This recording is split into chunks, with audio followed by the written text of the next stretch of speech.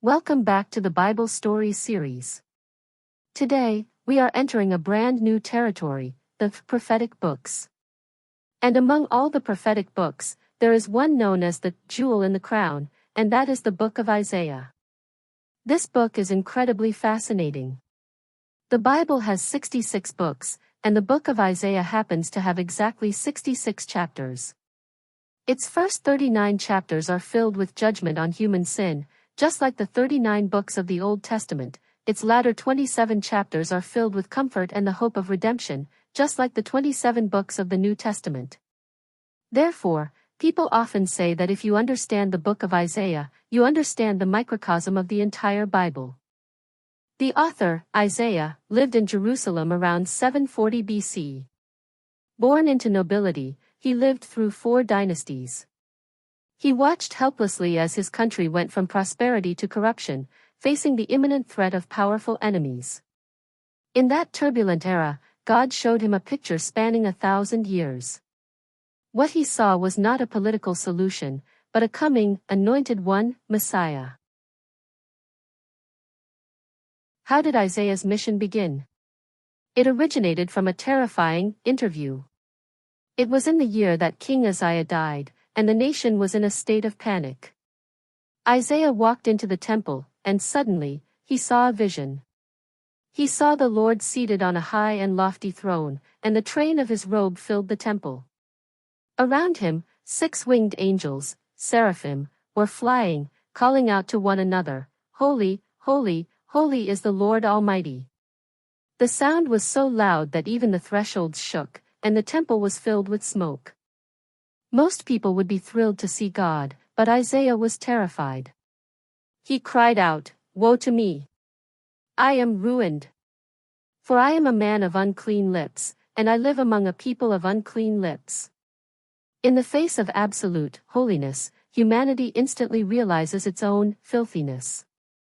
At this moment, one of the angels flew over, took a live coal from the altar with tongs, touched Isaiah's mouth with it, and said, "Your guilt is taken away." This was a painful but necessary purification process. Only those refined by fire can speak for God. After being called, Isaiah began to use incredibly beautiful yet sharp poetry to condemn the society of his time.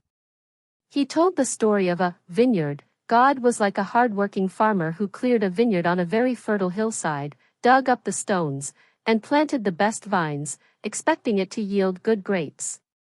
And the result? It yielded only sour, bitter wild grapes. Who was this talking about? It was talking about the Israelites of that time. God gave them the law, the land, and protection, expecting them to live out righteousness and justice. But what God saw instead was corrupt officials oppressing the poor, the rich monopolizing the land, and judges taking bribes. Isaiah bitterly rebuked, "Woe to those who call evil good and good evil." Doesn't this sound a lot like modern society? Isaiah tells us, a society without justice, no matter how economically prosperous, is nothing but a pile of rotten grapes in God's eyes, ultimately facing judgment and destruction. If the story stopped at judgment, it would be too despairing. But the most captivating part of the book of Isaiah is that in the darkest hour, he foretold the dawn.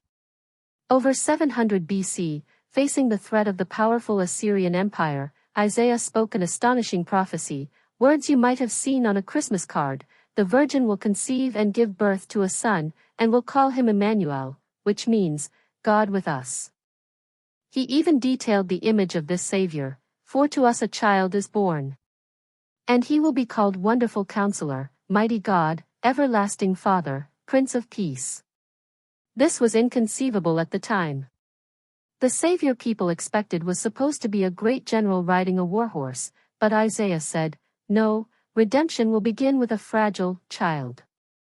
This prophecy pierced through 700 years of time, pointing directly to the birth of Jesus Christ.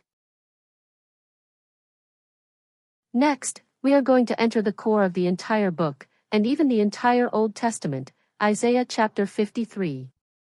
What will this Savior do when he grows up? Will he lead an army to slaughter the enemies? The answer Isaiah provided confused all Jewish people for millennia. He said this Savior would not be a high and mighty king, but a suffering servant.